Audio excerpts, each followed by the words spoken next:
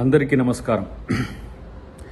మొన్న నిర్మల్లో జరిగిన సమావేశంలో మాట్లాడిన మాటల్ని కొంతమంది దుర్మార్గులు వక్రీకరించి ఫేక్ను క్రియేట్ చేసి క్రాప్ చేసి రాముణ్ణి నేను తూలనాడినట్టుగా ప్రచారం చేసేదాన్ని నమ్మొద్దని నేను విజ్ఞప్తి చేస్తున్నా. మా సగర సంఘం మిత్రుడు శేఖర్తో పాటు చాలామంది నాకు ఫోన్ చేసి అన్న విషయంలో వీళ్ళు తప్పుడు ప్రచారం చేస్తుండ్రు కాబట్టి మీ వివరణ ఇవ్వాలని చెప్పి అన్నందుకు మేము ముందుకు వచ్చిన.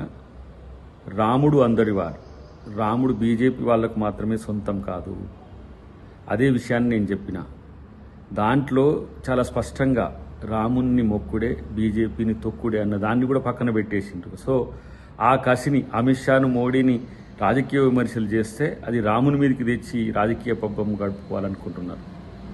రాముణ్ణి నమ్ముకునే వాళ్ళం మేమైతే రాముణ్ణి అమ్ముకునే వాళ్ళు బీజేపీ మిత్రులు. సో ఒక పవిత్రమైన రామనామాన్ని యుద్ధ నినాదంగా మార్చొద్దు. ఇది ప్రపంచంలో ఉన్న రామభక్తులను వంచినట్టే అనే విషయాన్ని బీజేపీ ఆర్ఎస్ఎస్ మిత్రులు గమనించాలని విజ్ఞప్తి. అన్నిటికంటే ముఖ్యంగా ఈరోజు రాజకీయాల కోసం మతాన్ని అసలు వాడొద్దని ఎలక్షన్ కమిషన్ చెప్తున్న వాళ్ళు పదే పదే అది వాడుతున్న పరిస్థితిని గమనించాలి. కాబట్టి రాముని భక్తుల మనోభావాలు ఎప్పటికీ అద్దంకి దాయకర్ దెబ్బ తీయడం తెలియజేస్తూ జై సీతారాం.